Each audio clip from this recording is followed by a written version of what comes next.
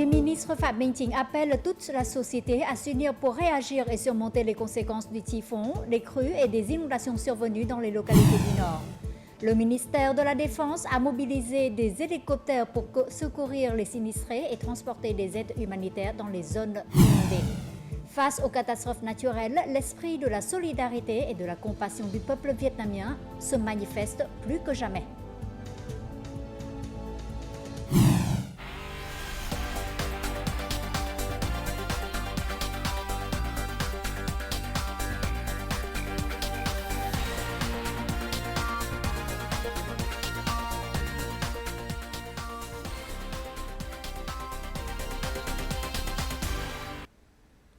Mesdames et messieurs, bonjour. Merci d'être avec nous dans cette nouvelle édition du journal francophone. Le typhon Yagi, la plus grande tempête en mer orientale des 30 dernières années, a causé d'importants dégâts matériels et humains dans la région du Nord, particulièrement dans les zones montagneuses. Le bilan ne cesse de s'alourdir. À 19h ce soir, la catastrophe a fait 179 morts et 145 portés disparus. Lào Cai est la localité la plus durement touchée avec 72 morts et 111 portés disparus. Dans le village de Lang Nu, la commune de Phúc Khánh, district de Bảo Yên, les forces de secours ont trouvé les restes de 34 victimes. Les travaux de recherche sont accélérés cette nuit. Dans de nombreuses villes et provinces, des dizaines de milliers de personnes sont toujours isolées et ont besoin de secours et d'aide rapide pour se rétablir après les crues et inondations. Le Premier ministre Phạm Minh Chính a présidé aujourd'hui à Hanoï une réunion de la permanence du gouvernement sur l'élaboration des lois. Il a appelé toute la société à s'unir pour surmonter les conséquences du typhon Yagi dans les localités du Nord. Et le chef du gouvernement a demandé au vice-premier ministre et à des ministres de se déplacer vers des localités pour diriger directement les travaux de réponse aux catastrophes naturelles. Il a aussi demandé de suivre de près la situation des digues, des lacs et des barrages pour disposer de plans d'adaptation appropriés. Le Premier ministre a souligné que le pays avait besoin de ressources considérables pour surmonter les conséquences de cette catastrophe naturelle. Et plus que jamais, les opérations de secours et de soutien doivent être menées de toute urgence pour aider les millions de personnes touchées. Et tout de suite, d'autres informations sur les activités de sauvetage et de réparation des conséquences de crues et de glissements de terrain, résumées en bref et en images. Après 2 jours de pluie torrentielle et de graves inondations, la province de Yên Bái recense aujourd'hui un millier de points de glissement de terrain provoquant des morts. Environ 800 autres points vulnérables qui sont susceptibles de s'affaisser. Cet après-midi, une délégation du ministère des Ressources naturelles et de l'Environnement s'est rendue à Yên Bái pour inspecter la situation afin de trouver des solutions.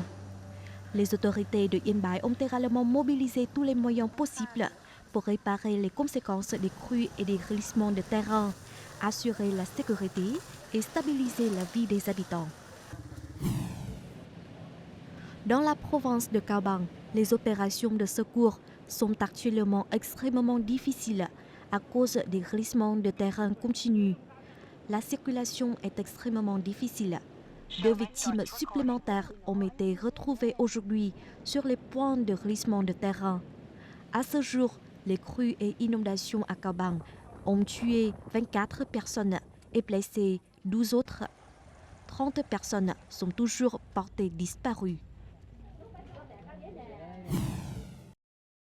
10 000 personnes sont isolées par les eaux de crue dans la commune de Dan Thượng, district de Hạ Hòa, province de Phú Thọ. Les forces fonctionnelles, l'armée, la police et la milice ont utilisé tous les moyens pour leur acheminer des aides humanitaires et de secours. Le ministère de la Défense a mobilisé aujourd'hui des hélicoptères pour secourir les sinistrés dans les zones gravement inondées. Cet après-midi, un hélicoptère de la compagnie d'hélicoptères du Nord du 18e corps d'armée a décollé à l'aéroport de Gia-Lâm à destination des zones inondées de la province montagneuse de Cao Bằng. L'hélicoptère transportait 600 kg de marchandises de première nécessité.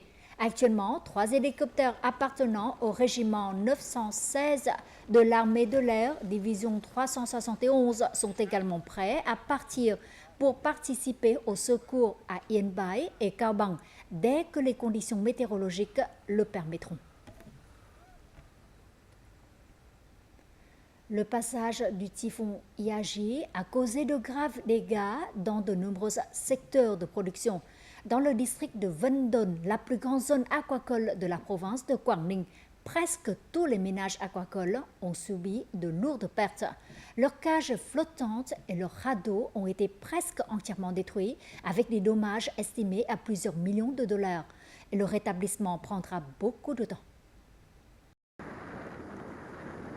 Monsieur Tuấn n'a pu s'empêcher de pleurer devant les pertes incommensurables de sa zone aquacole après la tempête. Ces centaines de fermes ostréicoles flottantes et de cages piscicoles valant des milliers de dollars ont désormais disparu. Tout est parti. Ma famille a perdu des milliers de dollars de poissons et de crevettes. Je n'ai plus rien. Bien que des précautions aient été prises avec des cages flottantes et des maisons sécurisées et déplacées vers des endroits plus sûrs, l'intensité de la tempête était inattendue pour les habitants. Plus de 1000 installations agricoles et 318 maisons flottantes ont été emportées par le typhon. Le total des dégâts est estimé à des millions de dollars. Ce que j'ai économisé toute ma vie est tout parti. Nous avons évalué et examiné les dégâts. Nous espérons que la province apportera son soutien à la population. Même si la douleur et le chagrin peuvent finir par s'atténuer, les leçons apprises doivent perdurer. Il s'agit notamment de l'importance de la solidarité, du soutien mutuel pour surmonter les difficultés et de l'expérience acquise face aux catastrophes naturelles et aux défis sans précédent. Le super typhon Yagi et les inondations dans les provinces du Nord ont causé de graves pertes humaines et matérielles, affectant la vie des habitants. Face à cette catastrophe naturelle meurtrière, l'esprit de solidarité et de la compassion du peuple vietnamien se manifeste plus que jamais. En ce moment, tous les cœurs se tournent vers le Nord. Tout de suite, les détails. Voici une vidéo enregistrée dans la nuit du 10 septembre. Près de minuit, sous la pluie, les habitants de la commune de Hương Sơn se sont précipités pour préparer plus de 30 bateaux à moteur et plus de 100 canots à rames afin de les transporter vers les provinces de Thái Nguyên et Yên Bái. Nous voulons tous contribuer à aider les personnes touchées par les inondations. Ma famille possède un canoë et j'ai décidé de l'emmener à Yên Bái pour soutenir les habitants. De plus, les bateliers de notre commune se rendent directement dans les zones inondées, y compris les personnes âgées. Dans la ville de Vinh, les habitants du quartier de Cửa Nam se sont rassemblés pour préparer des bánh chưng à envoyer aux personnes touchées par les inondations dans le nord. Cette image est en train d'être rapidement partagée sur les réseaux sociaux. Tout le monde souhaite aider les sinistrés à surmonter leurs difficultés. Les zones inondées n'ont actuellement ni électricité ni eau potable et le bois de chauffage ne peut pas être utilisé. Les gens doivent donc manger des rations de survie. C'est pourquoi nous souhaitons envoyer du bánh chung aux gens, car ils peuvent être conservés longtemps sans avoir besoin d'un réfrigérateur. L'esprit de solidarité entre le peuple vietnamien touche le cœur des amis internationaux. Violeta et Candela sont deux touristes espagnols. En raison des inondations, elles se sont retrouvées bloquées à Sapa. Elles ont donc décidé de préparer des repas pour soutenir les habitants. Avec le personnel de l'agence de voyage, nous avons préparé 500 repas à envoyer aux personnes en détresse. Je n'ai jamais vu cela dans aucun pays. J'espère que ces repas les aideront à se sentir mieux. Cela a également rendu mon voyage significatif. Lors des inondations, la gentillesse des compatriotes s'est multipliée. Sur les réseaux sociaux, de nombreux statuts sont apparus exprimant leur sympathie pour les personnes vivant dans les zones inondées. De nombreuses agences organisent des campagnes pour collecter de l'argent et de la nourriture. Des voitures remplies de produits de première nécessité circulent toujours pour aider les gens à surmonter rapidement les conséquences des catastrophes naturelles.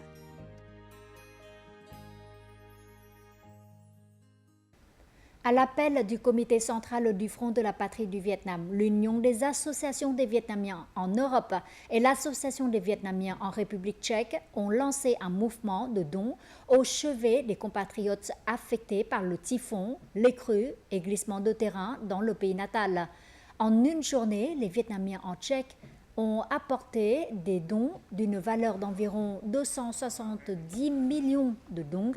Ce programme de collecte de dons se poursuivra dans les jours à venir afin d'exprimer la solidarité des Vietnamiens d'outre-mer et de partager les pertes et les difficultés avec les Vietnamiens gravement touchés par les catastrophes naturelles.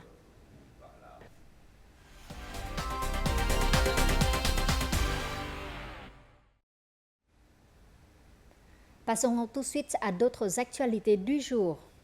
À l'occasion de la visite d'État du secrétaire général et président du Laos, Thongloun Sisoulith, une rencontre du haut niveau entre le Parti communiste vietnamien et le Parti populaire révolutionnaire Lao s'est tenue ce mercredi à Hanoï. L'événement était présidé par To Lam, secrétaire général du PCV et président du Vietnam, et son homologue laotien, Thongloun Sisoulith. Lors de la rencontre, le Premier ministre Phạm Minh Chính et son homologue laotien, Son Say Simphaden, ont souligné la nécessité d'approfondir les relations politiques pour orienter la coopération bilatérale.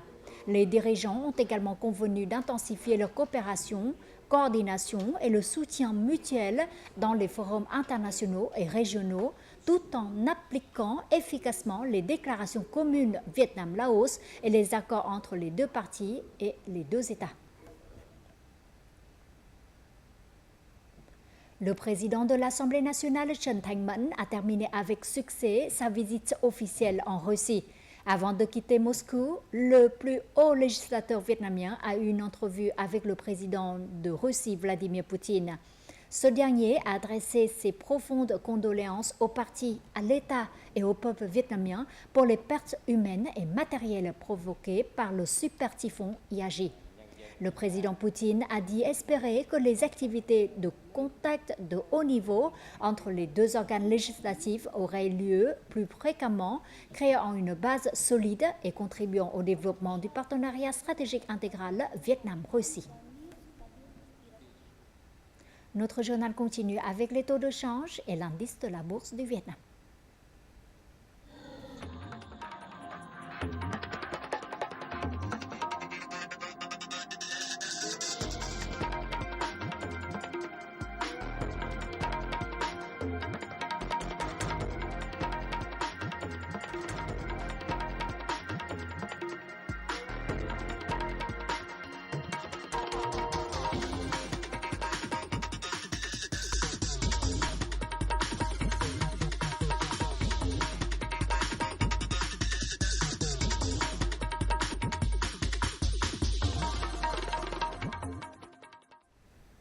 Le riz a toujours été le principal produit d'exportation du Vietnam. Au cours des 8 premiers mois de l'année, le Vietnam a exporté plus de 6 millions de tonnes de riz, avec un chiffre d'affaires de plus de 3,7 milliards de dollars, soit une hausse de près de 21% par rapport à la même période de l'année dernière. L'opportunité d'augmenter à la fois la production et la valeur des exportations du riz vietnamien est encore très grande. Reportage réalisé dans le delta du Mekong.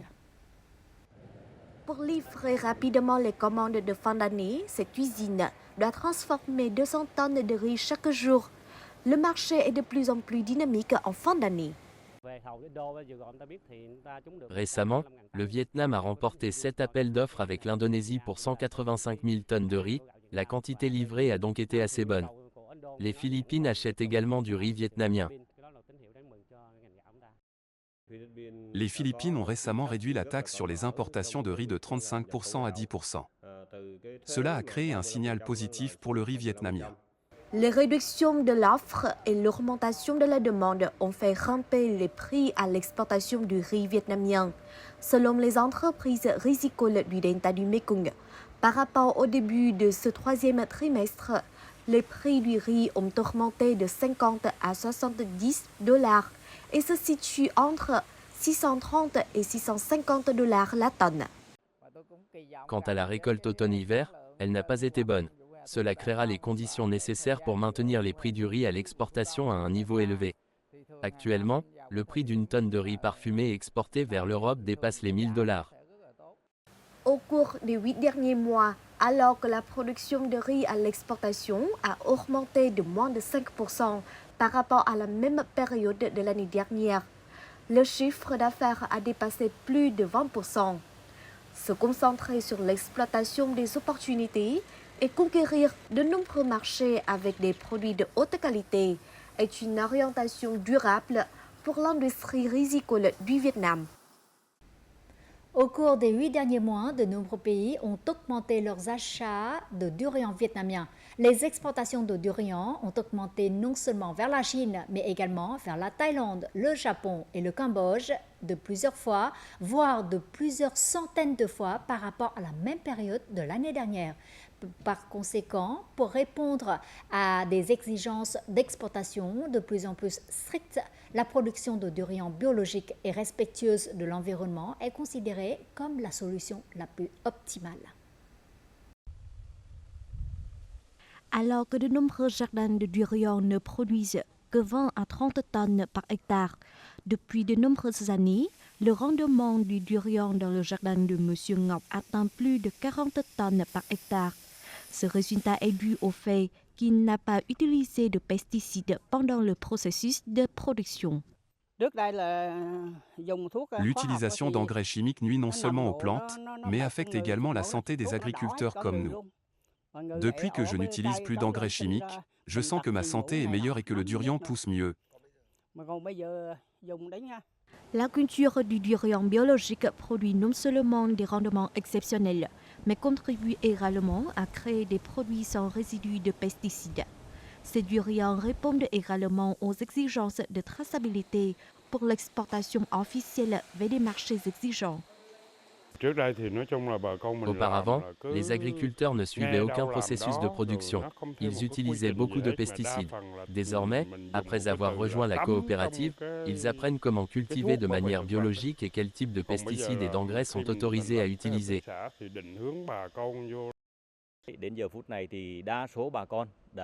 Jusqu'à présent, la majorité des agriculteurs respectent les principes de production propres et garantissent des normes de qualité. Grâce à cela, tous les produits peuvent être retracés jusqu'à leur origine et répondent aux exigences d'exportation. La production de durian propre contribue à la protection de l'environnement. C'est l'un des critères qui intéresse de nombreux marchés exigeants.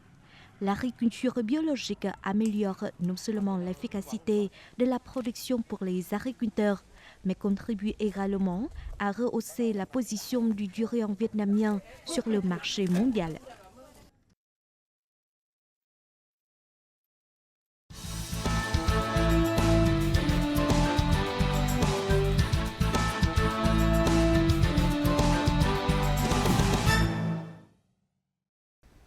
Les champs en terrasse de Mù Cang Chải dans la province de Yên Bái s'étendent sur une superficie de plus de 4500 hectares, non seulement pendant la saison de maturation du riz, mais aussi pendant la saison des eaux abondantes.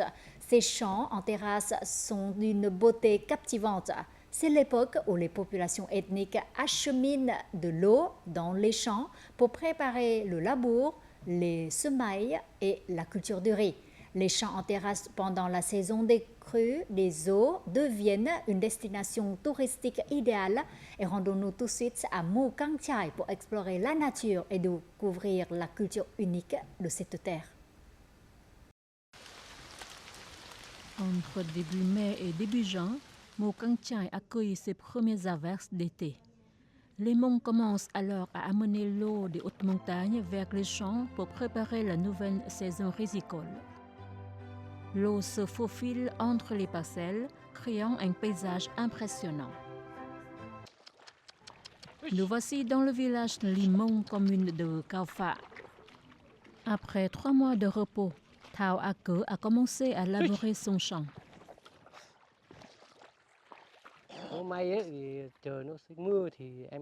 Heureusement, il a plu et nous pouvons maintenant labourer la terre, herser et planter. L'année dernière, il n'y avait pas de pluie. J'espère juste qu'il y a suffisamment d'eau pour cultiver du riz. 90% de la population de Mukang Chai est issue de l'ethnie Hmong. Le travail champêtre est le principal moyen de subsistance. Lý Thị Mù suit sa grand-mère dans les champs depuis qu'elle est petite. Maintenant, elle peut l'aider dans les travaux agricoles. Quand j'étais petite, je suivais ma grand-mère au travail. Je peux maintenant l'aider dans plusieurs étapes du travail champêtre. Chaque année, il faut environ un mois pour labourer la terre, repiquer et planter des plants de riz. Il y a quelques années, il y avait des plants de riz qui mouraient, mais depuis 2 ans, les semences de riz sont de meilleure qualité. Elles ne meurent plus. La couleur de l'eau se mélange à la couleur du sol et des plants de riz. Ce beau tableau des champs en terrasse est décoré par les couleurs vives des vêtements traditionnels des femmes Hmong.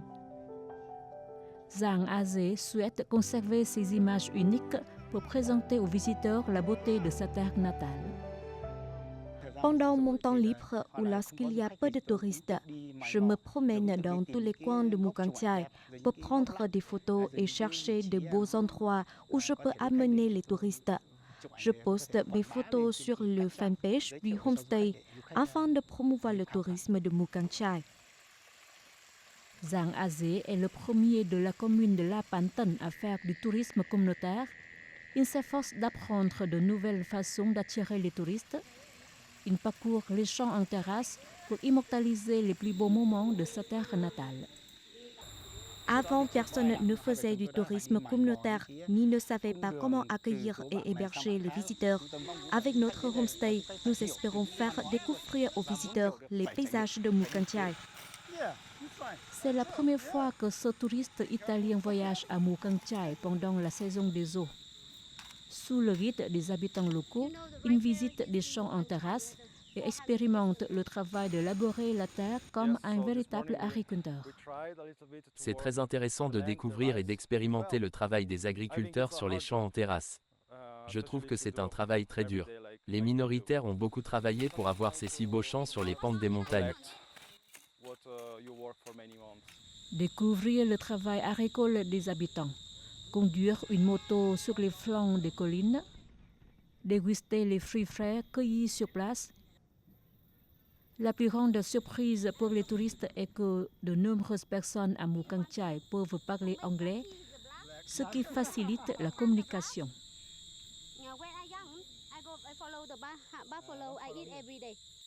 Après 6 ans, les services d'accueil sont plus professionnels. Zhang Azé et son épouse souhaitent aussi promouvoir le rôle des femmes dans le développement du tourisme communautaire.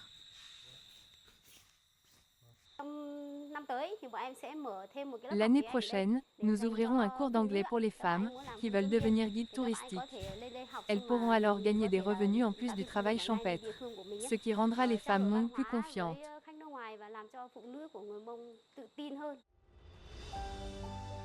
La commune de La Pantan est l'une des 3 communes possédant les plus beaux champs en terrasse de Mukang Chai.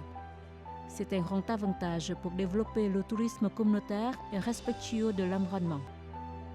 Nous avons élaboré le plan de développement touristique de la commune.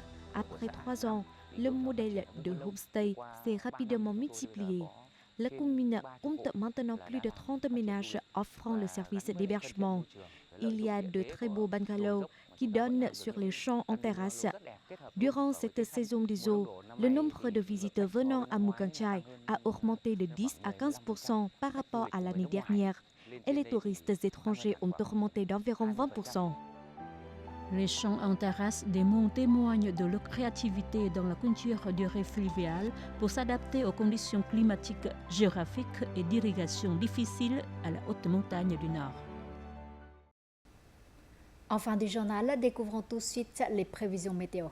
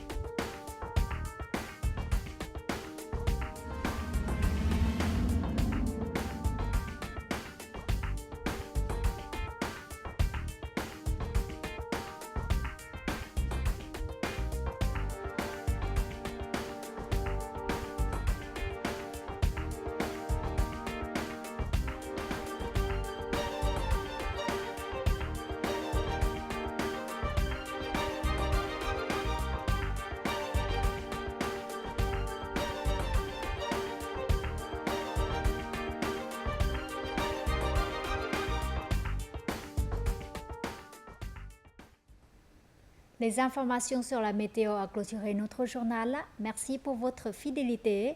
Au revoir et à très bientôt.